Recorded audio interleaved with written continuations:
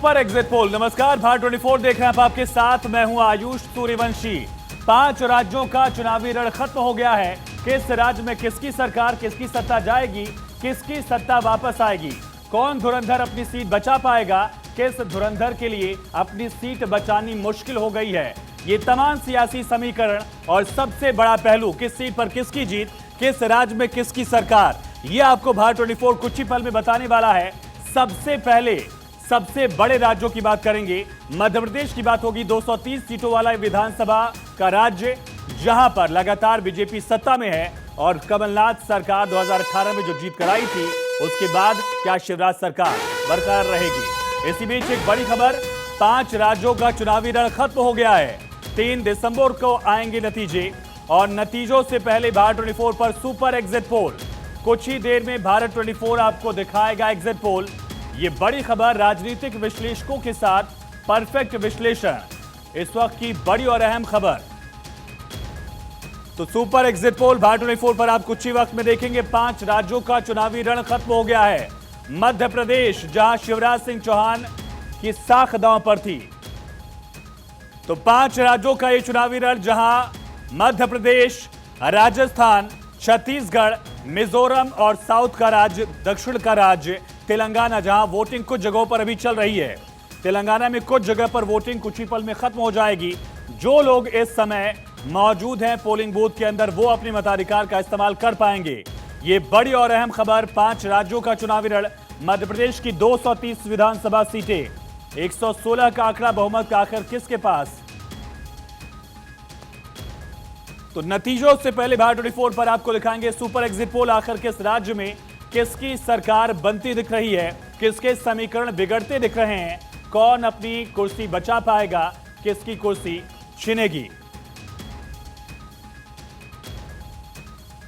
और हमारे साथ हमारे तमाम सहयोगी अलग अलग राज्यों से जुड़ चुके हैं अपने अपने राज्य का समीकरण बताने के लिए। अखिलेश सोलंकी हमारे साथ भोपाल से कनेक्ट है, अमर सदाना रायपुर से, आनंद कुमार सिंह तेलंगाना भवन, केशव झा मिजोरम भवन दिल्ली से। आप सभी से सबसे अहम सवाल अखिलेश, सबसे पहले आपसे, 230 विधानसभा सीटों वाला सबसे बड़ा राज्य इस विधानसभा में मध्य प्रदेश का। मध्य प्रदेश में सबसे बड़े फैक्टर्स क्या रहे इस बार विधानसभा चुनाव में अखिलेश? देखिए, अगर फैक्टर्स की बात करें तो कई तरह के फैक्टर्स रहे। अगर बीजेपी के परिप्रेक्ष्य में देखें तो लाडली बहना योजना जो है, यानी कि महिला सेंटर की योजना, बीजेपी की कोर योजना रही। इसके अलावा पीएम मोदी का चेहरा, क्योंकि यहाँ पे कैंपेन ही पूरा था कि एमपी के मन में मोदी और मोदी के मन में एमपी। इसके अलावा जो 7 बड़े चेहरे, यानी कि सेंटर से उतार के सितारों को मध्य प्रदेश में उतार दिया गया, ये बड़ा एक खेल था। तो बीजेपी ने ये पूरा चुनाव जो है विकास के मुद्दे पर, एक तरह से सुशासन के मुद्दे पर और महिला सेंट्रिक इश्यूज पर लड़ा। वहीं कांग्रेस ने पूरा इलेक्शन करप्शन को कोर इशू बनाने की कोशिश की। और जो फ्रीबीज की बात है या जो 5-7 गारंटी हैं, चाहे बिजली की बात हो, सिलेंडर की बात हो, या महिलाओं को पैसा देने की बात हो, या ओपीएस एक बड़ा, क्योंकि सर्विस क्लास का अगर वोट चाहिए तो ओपीएस को लेकर भी एक तरह से कांग्रेस ने मोमेंटम बनाने की कोशिश की। तो कोर इशू यही थे आयुष, और इन कोर इशूज पर जनता ने किस तरह से वोट किया, उसका एक तरह से थोड़ा बहुत कह सकते हैं कि नमूना जो है एग्जिट पोल में साफ नजर आ जाएगा। लेकिन मध्य प्रदेश में दोनों ही दल जो हैं अपने अपने तरीके से सामने आके दावे कर रहे हैं कि सरकार उनकी बन रही है, लेकिन दुखी दोनों ही दलों में लगी हुई। और अंदर ही अंदर जो एक तरह से जो विनिंग मार्जिन है, यानी कि 116 सीटें कौन लाएगा, इसको लेकर कहीं ना कहीं असमंजस की स्थिति मध्य प्रदेश में। इतना टाइट इलेक्शन बहुत सालों से मध्य प्रदेश ने नहीं देखा है। जी, एंटी इनकम्बेंसी कितना बड़ा फैक्टर था और उसे काउंटर करने के लिए बीजेपी ने जो तमाम अपने अपने क्षेत्रों में एक मुख्यमंत्री का फेस टाइप का देने की कोशिश की थी, वो कितना बड़ा फैक्टर ग्राउंड पर रहा अखिलेश? देखिए आयुष, 6 महीने पीछे चले जाएं इलेक्शन के तो तब लगता था कि बदलाव की एक बहार बह रही है। और राहुल गांधी ने जब भारत जोड़ो यात्रा मध्य प्रदेश में की थी, उस वक्त एक तरह से राहुल का स्टेटमेंट था कि 150 से ज्यादा सीटें कांग्रेस लाएगी, यानी कि बदलाव की एक चाहत थी। लेकिन जून के महीने में जिस तरह से लाडली बहना आती है और उसके बाद अमित शाह जिस तरह से कमांड संभालते हैं, और जैसे आपने कहा कि हर इलाके में जो बड़े नेता थे, चाहे नरेंद्र सिंह तोमर हो, प्रहलाद पटेल हो, फग्गन सिंह कुलस्ते हो, या गणेश सिंह हो, रीति पाठक हो, ये तमाम जो ऐसे, या कैलाश विजयवर्गीय, बड़े चेहरों को उतारकर एक सेंटिमेंट डेवलप किया गया कि जो बड़े चेहरे हैं इनको बड़ी जिम्मेदारी दी जा सकती है। तो एक जो बात लगातार कही गई कि एक ही चेहरे से लोग बोर हो गए हैं या एक ही तरह की सत्ता 18 साल से, उसको काउंटर करने की कोशिश की गई। लेकिन कितना काउंटर हुआ वो तो रिजल्ट बताएगा। जी ठीक है, हमारे साथ राजस्थान से हमारे सहयोगी योगेश जी जुड़ चुके हैं। योगेश, राजस्थान में सबसे बड़ा फैक्टर क्या दिखा इस बार के विधानसभा चुनाव का 25 तारीख का?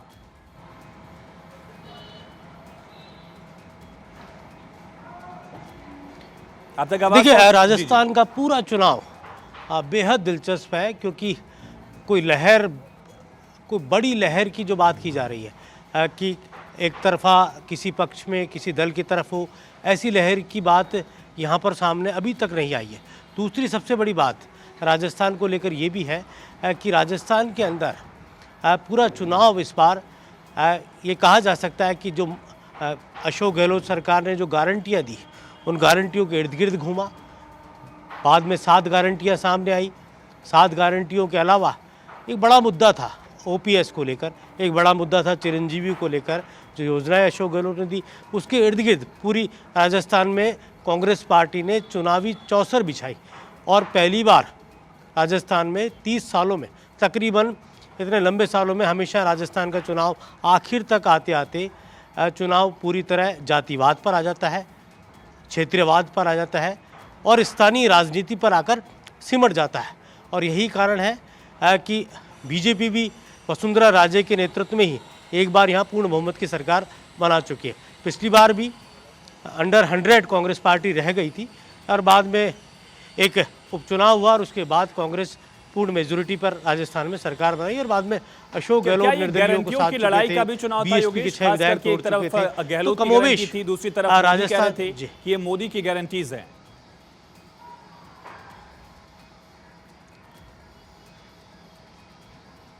ये बात सही है। ये पूरा राजस्थान का चुनाव, राजस्थान में कांग्रेस का फेस मोटे तौर पर अशोक गहलोत थे और वहीं भारतीय जनता पार्टी में, क्योंकि इस बार तकरीबन 3 दशक बाद बीजेपी ने कोई मुख्यमंत्री फेस राजस्थान में डिक्लेयर नहीं किया, वसुंधरा राजे को चेहरा नहीं बनाया और नरेंद्र मोदी का चेहरा आगे रखकर पूरा चुनाव यहाँ पर लड़ा गया। कई सभाएं नरेंद्र मोदी की हुई, रोड शो हुए और वोटों का ध्रुवीकरण आखिरी समय पर आकर जिस तरह नरेंद्र मोदी, अमित शाह, योगी आदित्यनाथ, आसाम के मुख्यमंत्री हेमंत बिस्वा, ये तमाम जो लीडर्स थे, जो हार्डकोर हिंदुत्व की बात करने वाले नेताओं को यहाँ पर लाया गया। बिल्कुल, धर्म से लेकर जाति तक के इक्वेशंस को फिट करने की कोशिश की गई। योगेश, आप बने रहिए, सीधा रुख करते हैं छत्तीसगढ़ का। हमारे साथ अमर सराना लगातार बने हैं। अमर, सुकमा से लेकर बात की जाए दंतेवाड़ा तक, रायपुर से लेकर राजनांदगांव तक, क्या बड़े फैक्टर्स छत्तीसगढ़ के इस चुनावी रण में दिखे?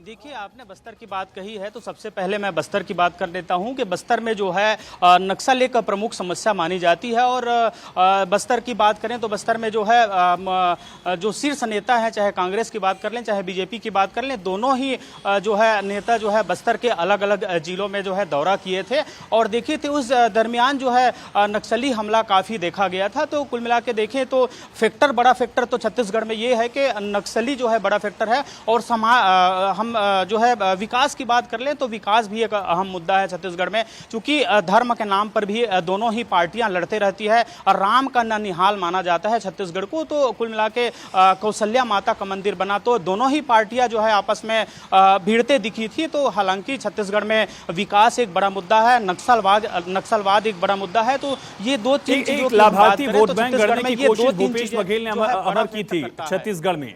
वो वोट बैंक कितना बड़ा फैक्टर होने वाला है केंद्र की योजनाओं के लाभार्थियों के सामने? और खास करके जब आप कह रहे हैं कि नक्सल वाला मुद्दा, इस पर लगातार रमन सिंह की सरकार को भूपेश बघेल 5 साल तक घेरते रहे। झीरम के मुद्दे को लेकर कहा जाता था कि वो सबूत अपने पॉकेट में लेकर चल रहे हैं। इन मुद्दों को लेकर, एक्शन को लेकर जमीन पर कितना असर दिखा है?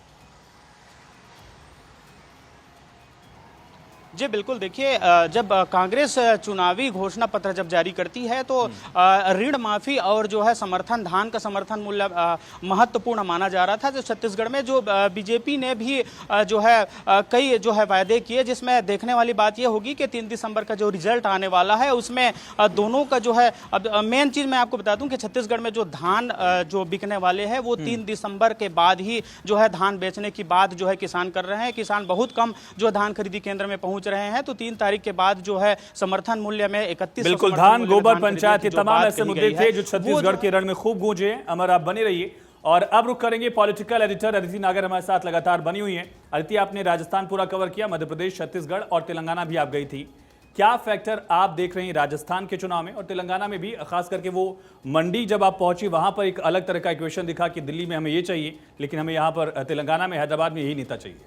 एक तो सबसे बड़ी बात यह है, जब हम एग्जिट पोल के दिन या कुछ क्षणों पहले आपसे चर्चा कर रहे हैं, तो सबसे महत्वपूर्ण क्या है कि हम एग्जिट पोल या जो सार निकालते हैं कि चुनाव में क्या रहा, वो जनता से निकालते हैं, वही जनता जो वोट करती है। राजस्थान में जनता चुप थी, साइलेंट थी, और यहां तक कि ग्रामीण हो चाहे शहरी वोटर हो, वो साइलेंट था चुनाव से पहले भी और चुनाव के बाद भी। यही वजह है कि कुछ भी, बार बार ये कहा जा रहा है, अगर राजस्थान का क्योंकि आपने जिक्र किया, कि कुछ भी हो सकता है। 0.75% जो वोट परसेंटेज बढ़ा है, वो ऐसा स्विंग है कि वो किसी भी करवट बैठ सकता है। तो एक सबसे बड़ी बात है कि वोटर चुप था, साइलेंट था, उसको मन में पता है उसको क्या करना है। यही वजह है कि कोई भी पॉलिटिकल पार्टी जो आफ्टर इलेक्शंस ये रियलाइज करती है कि हम आगे हैं, पीछे हैं, कहां पे आगे, वो अभी तक खुद रियलाइज नहीं कर पा रहे, जो कि दिग्गज थे दशकों से राजनीति में। अब बात करते हैं तेलंगाना की। तेलंगाना में तब पहुंची जब चुनाव पीक पर था। राजस्थान के चुनाव हो चुके थे, और आप एक शब्द पूछेंगे किसी वोटर से, वो आपको पूरा एक पैराग्राफ बताएगा। वो ये बताएगा कि हम क्या करने वाले हैं, क्यों करने वाले हैं, हमने क्या सोच रखा था और हमें क्या चाहिए, इस तरीके से। और देखिए, मैं अर्बन इलाके में भी गई, मैं मुख्यमंत्री के गांव में भी गई, मैं मंडी में भी गई, जहां पर सिर्फ एक नॉर्मली अगर हम किसान की बात करें या मंडी में जो सब्जी बेचते हैं उनकी बात करें, उसको क्या मतलब है कि हमारा एमएसपी, हम किसान हैं, हमारी जाति प्रजाति, हमें कौन, हमारे खेत, लेकिन उनको दुनियादारी से मतलब था। वो कह रहे थे कि भारतीय जनता पार्टी फैमिली की पार्टी नहीं है, ये ऑन रिकॉर्ड हमने दिखाया, लेकिन उन्होंने कहा कि हमें 10 साल का बदलाव चाहिए। तो देखिए, अब बात यह है कि वोटर कितना एक्सप्रेसिव था या नॉन एक्सप्रेसिव था। यही वजह है कि तेलंगाना में फिर भी पॉलिटिकल पार्टी खुलकर बता रही है कि किसकी सरकार आ रही है। राजस्थान, मध्य प्रदेश, छत्तीसगढ़ में नहीं बताया जा रहा, खास तौर पर राजस्थान में। अब हम हर जगह गए। दरअसल भारतीय जनता पार्टी का जो चेहरा है वो नरेंद्र मोदी है, और इस बार ये कहा गया, इस बार ये नहीं कहा गया कि मोदी के चेहरे पर चुनाव हो रहा है, इस बार कहा गया कि नरेंद्र मोदी के नेतृत्व में चुनाव हो रहा है और कलेक्टिव लीडरशिप में चुनाव हो रहा है। अर्थात लोगों ने नरेंद्र मोदी के ऊपर ही चुनाव देखा। तो जहां पर राष्ट्रवाद की बात आई, सनातन की बात आई, जो जहां पर वोट स्विंग हुए, जहां पर वोट बदले, वो सनातन और राष्ट्रवाद पे बदले, वो नरेंद्र मोदी के चेहरे पे बदले। लेकिन एक बात तय होने वाली है नतीजों के बाद। आयुष, सबसे ज्यादा चीज जो तय होगी वो ये होगी कि क्या भारतीय जनता पार्टी को, अगर ये नतीजे, इसके 50% भी नतीजे भारतीय जनता पार्टी के पक्ष में आते हैं तो ठीक है, लेकिन नहीं आ पाते, या जिस भी तरह की स्थिति में, रीजनल पॉलिटिक्स में कैसे बदलाव होना है। दरअसल हमने क्या बदलाव देखा, हमने ये बदलाव देखा कि रीजनल पॉलिटिक्स में जो दूसरी पार्टी है वो रीजनल मुद्दे लेती हैं, लेकिन भारतीय जनता पार्टी राष्ट्रीय मुद्दे ले रही है। बिल्कुल। 5 राज्यों का चुनावी रण खत्म हो गया है। महज तेलंगाना में कुछ जगहों पर मतदान जारी है। जो लोग 5 बजे से पहले 106 विधानसभा क्षेत्रों में मतदान पोल के अंदर, पोलिंग बूथ के अंदर पहुंच गए थे, सिर्फ वही वोट कर पा रहे हैं और बाकी तमाम जगहों पर वोटिंग खत्म हो गई है। सुपर एग्जिट पोल में इन 5 राज्यों की तमाम समीकरणों को समझेंगे और साथ ही आपको यह भी बताएंगे कि आखिर किस राज्य में क्या मुद्दा हावी रहा, किसका चेहरा इस बार चला और किसका सिक्का इस बार नहीं चल पाया। आनंद, आपसे समझेंगे, तेलंगाना में फिलहाल कुछ जगहों पर वोटिंग चल रही होगी, लेकिन अल्पसंख्यक वोट बैंक कितना बड़ा फैक्टर था? खास करके हमने एक ट्रेंड देखा है यूपी के इलेक्शन में, जहां एक तरफा वोटिंग हुई थी, अल्पसंख्यक वोट बैंक एक तरफ गया, बंगाल में यही दिखा था, लेकिन तेलंगाना के रण में बीआरएस और साथ ही साथ कांग्रेस के अलावा एमआईएम भी है। वहां पर मुस्लिम वोट बैंक किस तरह से इस बार वोट करते नजर आए? देखिए, अगर बात करें अल्पसंख्यक वोट की, तो लगातार बीजेपी इस मामले को लेकर पूरी तरह से कॉन्फिडेंट है कि ये तमाम अल्पसंख्यक 3 भागों में बटेंगे, जिसमें से पहला बीआरएस को जाएगा, जिसके खुद चंद्रशेखर इस वक्त मुख्यमंत्री हैं, कांग्रेस को जाएगा और उसके साथ साथ एआईएमआईएम को जाएगा। आप देखेंगे कि तेलंगाना की अगर आप राजनीति समझे तो उसको लेकर बीजेपी इस मामले में इस बार बेहद ही कॉन्फिडेंट है कि उसकी सरकार बनेगी या कहीं अच्छे वोट बैंक लाए जाएंगे। उसका कारण ये है कि 2014 के बाद इतिहास इस चीज़ की गवाही देता है कि जहाँ भी वोट प्रतिशत बटा है, यानी विपक्ष बटा है, उसका सीधा असर बीजेपी ने फायदा उठाया है और यही कारण रहा है कि बीजेपी सत्ता में लगातार 2014 से कई चुनाव जीती चली जा रही है। यही काम होगा जहां हैदराबाद आप देखें, तमाम ऐसी कॉन्स्टिट्यूंसी हैं जहां अल्पसंख्यक लीड करते हैं और उनके वोट ही निर्धारित करते हैं कि किसकी जीत और किसकी हार होगी। लेकिन 2023 के वोट में आप देखेंगे विधानसभा चुनाव में वो चीज़ें बट रही हैं, तो बीजेपी इसको लेकर बेहद ही कॉन्फिडेंट है और यही कारण था। आपने खुद देखा, प्रधानमंत्री 3 दिन लगातार तेलंगाना के दौरे पर थे, एचएम अमित शाह दौरे पर गए थे, उसके साथ साथ के लक्ष्मण जो कि ओबीसी के इंचार्ज हैं, केंद्रीय मंत्री जी किशन रेड्डी, जो कि 3 महीने पहले से ही प्रदेश में लगातार घूम रहे हैं और पार्टी का प्रचार प्रसार कर रहे हैं। इससे पहले जी किशन रेड्डी थे, जो कि खुद राष्ट्रीय महासचिव बनाया गया है, उनको प्रदेश अध्यक्ष बुलाया गया था। अब तमाम इन नेताओं को देखें तो एक बड़ा वोट बैंक इनको फॉलो करता है और बिल्कुल, ये 13% मुस्लिम वोट बैंक, 15% दलित वोट बैंक, कितना असर इनका इस चुनाव में दिखता है, ये बड़ा सवाल। केशव, मिजोरम की अगर बात की जाए तो राजस्थान के रिवाज की लगातार चर्चा हो रही है, लेकिन मिजोरम में भी एक रिवाज है 10-10 साल की सत्ता की। फिलहाल MNF सत्ता में है और रीजनल पार्टीज के बीच एक लड़ाई का जिक्र किया जा रहा था, लेकिन कांग्रेस और बीजेपी भी कितना बड़ा फैक्टर वहां दिख रहे हैं। बिल्कुल आयुष, आपने सही कहा कि 5 राज्यों में हो रहे विधानसभा चुनाव में सबसे पहले 7 नवंबर को 40 विधानसभा सीट वाले मिजोरम में मतदान हुआ था, जहां पर 40 विधानसभा सीट पर तकरीबन सभी पार्टी के 174 उम्मीदवार मैदान में उतरे हुए थे, जिनका जो किस्मत है वो EVM में कैद है। 3 दिसंबर को फैसला हो पाएगा। लेकिन 2018 में मिजो नेशनल फ्रंट ने मिजोरम में चुनाव जीता था और सरकार बनाई थी। जोरमथांगा अभी वहाँ के मुख्यमंत्री हैं मिजोरम के। और आपने जैसा कि जिस तरह से राजस्थान में प्रत्येक 5 साल में सरकार बदलती है, ठीक उसी तरह से मिजोरम में भी प्रत्येक 10 साल में सरकार बदलती है। 2018 की बात करें तो मिजो नेशनल फ्रंट ने सरकार बनाई थी और वहां पर 5 साल से लगातार जो मुख्यमंत्री हैं जोरमथांगा है, और इस बार भी वो बड़े शिद्दत के साथ वहां पर चुनाव लड़े थे। और उन्होंने बाकायदा इसका जिक्र भी किया था कि आपको पता है कि पिछले साल जिस तरह से मणिपुर में हिंसा हुआ, उसके बाद उसका जो इम्पैक्ट है वो साफ तौर से मिजोरम चुनाव में भी देखने को मिला, क्योंकि मिजोरम एक आदिवासी बहुल और ईसाई धर्म को मानने वाले सबसे ज्यादा वोटर वहां पे रहते हैं। तो ऐसे में बीजेपी समर्पित कहा जाता है। बिल्कुल, ना सिर्फ मणिपुर से बल्कि म्यांमार से भी जो प्रवासी वहां पहुंचे थे वो एक बड़ा फैक्टर थे और एक बड़ा मुद्दा भी इसका देखा गया। परिवेश, छत्तीसगढ़ की अगर बात की जाए, वोटिंग पैटर्न जो है छत्तीसगढ़ का, वो इस बार क्या दर्शाता है? मध्य प्रदेश से छत्तीसगढ़ की वोटिंग अक्सर ज्यादा रहा करती थी विधानसभा चुनाव में, ये पैटर्न देखा गया, लेकिन इस बार कम वोटिंग क्या किसी की दिक्कत बढ़ाता हुआ भी दिख रहा है? देखिए, अगर पूरे चुनाव के परिदृश्य को देख करके कहे तो मामला बहुत दिलचस्प है और बड़ी कांटे की टक्कर है। आप देखिए जिस तरीके से बस्तर का फर्स्ट फेज में चुनाव होता है, जहां 12 विधानसभा सीट थे, तो वहां जो वोटिंग परसेंटेज बम्पर वोटिंग हुई है वो साफ दर्शा रहा है कि कहीं ना कहीं एंटी इनकम्बेंसी फैक्टर एक काम कर रहा था। ये पहाड़ी भाग की मैं बात कर रहा हूं, लेकिन अगर मैदानी भाग में अगर हम आते हैं तो वहां वोटिंग परसेंटेज उस तरीके से नहीं बढ़ा जो बस्तर का जो इलाका था, जो आदिवासी बहुल इलाका है, जहां वोटिंग परसेंटेज बदलता वो उस तरीके का नहीं दिखा। तो इसलिए वो जो एक फैक्टर कहा जाता है, जो राजनीति के धुरंधर मानते हैं इस चीज को कि अगर वोटिंग परसेंटेज ज्यादा हो रहा है तो वहां एक एंटी इनकम्बेंसी फैक्टर काम करता है। सरकार से बस्तर बीजेपी मुक्त है फिलहाल, जहां तक मैं सरकार की जो योजनाएं हैं वो जमीन पर नहीं उतरी। बीजेपी ने पिछले 3 सालों में आदिवासी वोटर्स को साधने की लगातार कोशिश की है, चाहे खुद इसी बार प्रधानमंत्री का वहां पर पहुंचना हो, खूंटी पहुंचे, वो भगवान बिरसा मुंडा को याद किया, या फिर जनजातीय दिवस की बात की जाए, गौरव दिवस का ऐलान किया गया था, योजनाओं की भी शुरुआत की गई। कितना बड़ा फैक्टर है? छोटा सा रिएक्शन आपका। मैं इस चीज को स्वीकार करता हूं कि आदिवासी फैक्टर बहुत इंपॉर्टेंट फैक्टर है और जिस तरीके से प्रधानमंत्री मोदी ने चुनाव किया है वो एक बहुत बड़ा मायने रखता है और डिसिसिव फैक्टर होगा। कहते हैं कि बस्तर से ही पूरे छत्तीसगढ़ के बस्तर से ही सत्ता की बयार चलती है कहा जाता है। परिवेश, आप बने रहिए और ब्रेक पर